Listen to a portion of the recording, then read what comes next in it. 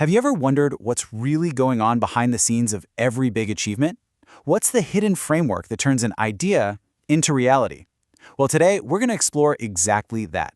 We're breaking down the architecture of action. We have this idea that once you finally make a big, tough decision, that's it. The hard part's over, and everything should just get easier. But this whole exploration kicks off with a pretty challenging truth. Making a decision doesn't actually make your life any easier. And here's the pivot. It doesn't get easier, it gets real. And that one little word, real, that changes absolutely everything. Taking action isn't about finding comfort. It's about finding authenticity. It's about stepping into a life that has genuine weight, real substance, and, real consequences. So where do you find this real life? Well, it's just on the other side of a very familiar border, your comfort zone. The second you truly commit to taking action, you've basically stepped over a line into a brand new territory. And you got to understand, the rules in this new place, they're completely different. And this slide right here draws that line in the sand. See, in our comfort zone, we're always waiting around for motivation to show up. That lightning in a bottle feeling. But in the action zone, waiting isn't an option. The fuel source over there isn't motivation, it's discipline. And discipline is the engine that keeps running whether you feel like it or not.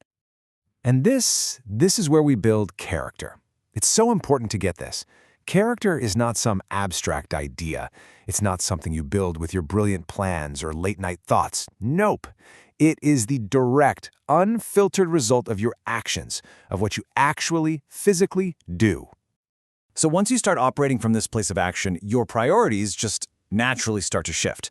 You find yourself tuning out all the noise. You know what I'm talking about? All those things we chase, the likes, the views, what other people think, the constant need to protect our ego. All that seeking validation just starts to fade into the background. And as that loud, chaotic noise starts to die down, your focus gets razor sharp. You're not being pulled in 100 different directions anymore. Instead, you develop this incredible ability to just lock onto one single, powerful signal. So what is that signal? It's objective feedback. And this is the game changer. You stop looking for feedback that makes you feel good, and you start craving feedback that helps you get good. It's information that's aimed squarely at improving the work itself, and it has nothing to do with your ego's need for a pat on the back. This really shows you the outcome of that whole shift in focus. You go from just being busy, which, let's be honest, is usually just reacting to all that external noise, to being truly productive, which means you're taking deliberate action based on clear signals. One is chaos, the other is control. And the rewards for making this switch? They are profound, and they are practical. Your mind gets clearer because you're not juggling 1,000 different opinions anymore. Your ability to focus gets deeper and lasts longer. And maybe best of all, your growth. It's no longer just some wish or a plan. It becomes visible. It's tangible. It's real. So how does this growth actually happen? It's definitely not a straight line up. It's a cycle. It's the simple, powerful 4-step loop. First, you move. Then you inevitably fall. You fail, you make a mistake. Then you learn from it. And finally, you repeat the whole thing. That falling part, it's not a bug in the system. It's a feature. It's how it's supposed to work. As you keep turning that wheel again and again and again, something amazing starts to happen. Remember that old need for a sudden jolt of motivation? It just fades away. It becomes totally irrelevant.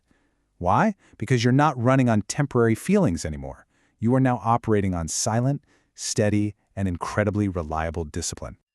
All of this, leaving the comfort zone, choosing discipline, focusing on signals, and repeating that cycle, it all builds up to one final core insight. This is really the foundational truth of the entire architecture of action. And here it is. We spend so much of our lives waiting to feel confident enough to start something, but we have it completely backward. Confidence isn't the ticket you need to buy to get on the train. Confidence is the destination you arrive at after the journey is already underway. It is born from the act of moving itself. Which really leaves us with just one final question. It's the question this whole explainer has been designed to get you to ask yourself. So forget about your motivation for a second. Forget about your confidence or all the noise out there. Just think about this. What is your next action?